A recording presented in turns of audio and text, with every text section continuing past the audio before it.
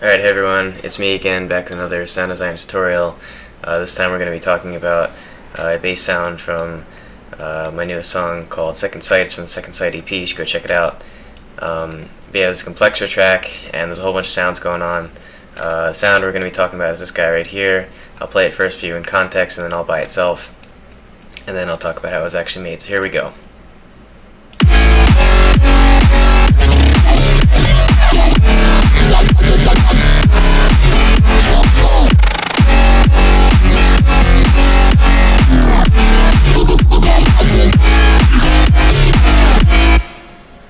Alright, so that was that, and then I'm going to be talking about this guy here.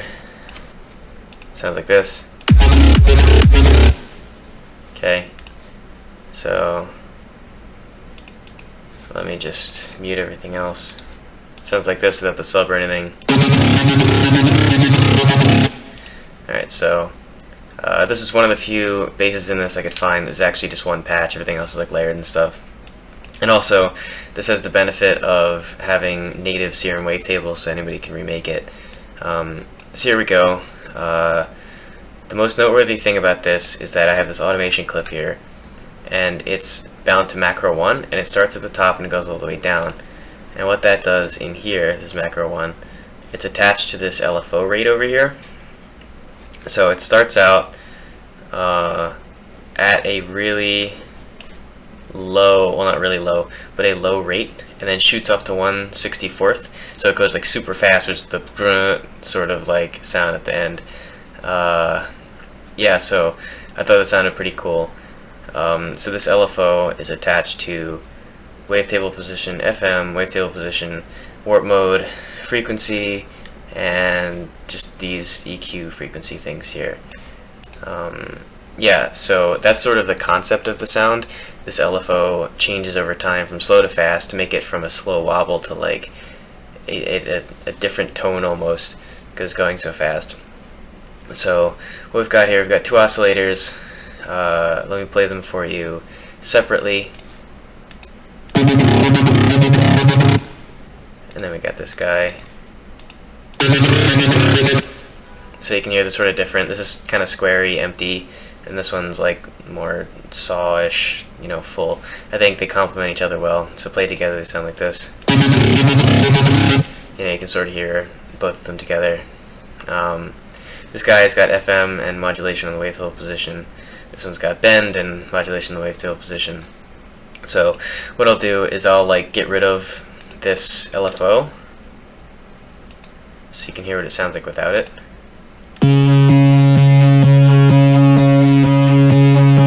Not so great, right? But if we just bypass this guy and still have the FM, you can hear it's sort of like darker, right? There's not that much brightness to it. So if we unbypass this, it gives it this sort of like bright edge to it, which I thought was cool. By the way, this FM sub, it's this guy here, down 1 octave, the level is nothing, it's just there to FM this. I think this sine is a good FM, you know, modulator. So oscillator B, we've got Monster 1, and if we bypass this guy,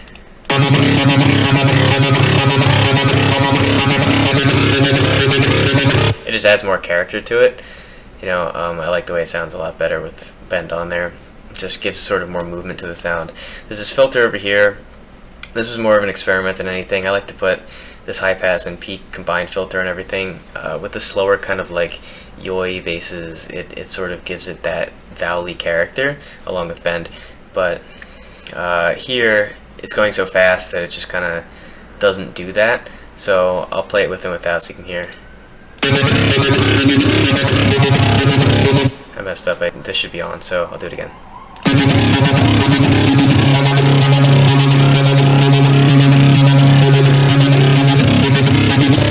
You can hear there was a sort of like really annoying tone that went away when this came on, so that's pretty cool, and it also adds a little bit more character to the sound. Not as much as it normally would, but you know, it's better to be there than not. The effects section, actually, there's all this stuff going on, but not that much makes a difference. So first I'll play it without any.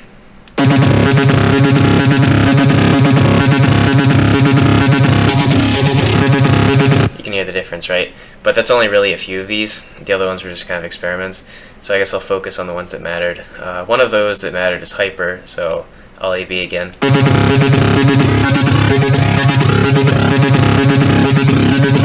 Makes it real wide. I like that. You know, it's still pretty powerful, but it's got more stereo. Distortion, not actually that much of a difference, but here, we'll hear it. It adds a little bit more crunch, and it feels like it's sort of in the sides more than anything. But yeah, better to have it than not, I guess. This flanger does almost nothing, you can hear. You could probably just ignore that if you wanted to. Phaser, so what I do with phaser is usually I turn off the rate and just kind of make a hole in the sound. I think it sounds cool.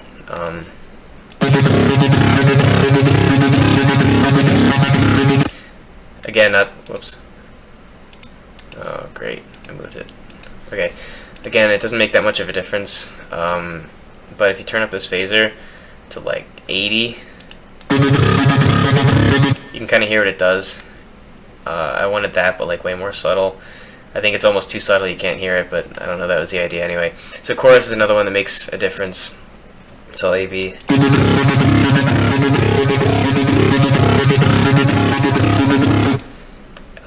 This actually makes it like less in your face, more spread out, which I kind of like, especially after we turn on this compressor and bring back the in your face. I don't know, just kind of cool. So we've got this compressor, which is basically OTT, multiband turned on, gain turned up, and we'll hear the difference. It's pretty huge.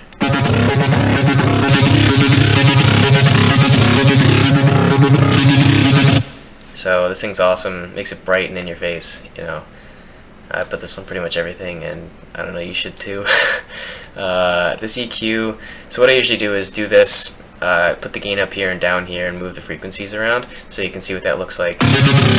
Moving around like that.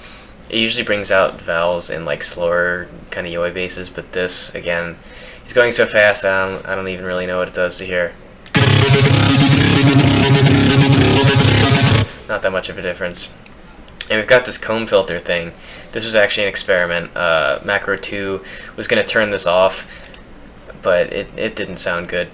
So I just left it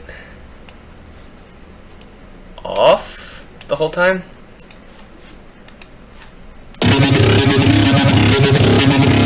Yeah, there's no difference. So this was a failed experiment. Disregard. So that's it for that sound, and then there's just this mixer. Camel Crusher actually didn't do anything. I sort of lost. I moved computers and I lost that because it's not available anymore. So I might as well just take that out. Saturation knob, you know, just kind of doing this. Dimension expander is real cool. Fab filter, Pro Q is just cutting the low, and then Maximus monos the low end and cuts off a little bit at the top here. But I can do these because they'll probably make an impact. Let me just go ahead and...